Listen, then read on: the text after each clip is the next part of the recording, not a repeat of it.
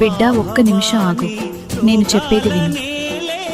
నువ్వు ఇప్పుడు ఎదుర్కొంటున్న కష్టం నీ భవిష్యత్తుకు బలాన్నిస్తుంది. నువ్వు ఒంటరివి కావు, నేను ఎప్పుడూ నీతోనే ఉన్నాను.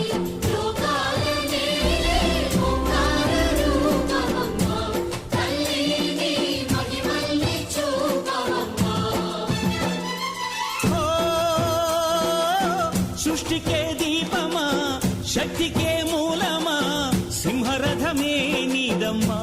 అమ్మ దుర్గమ్మ భక్తులను దీవించుమా.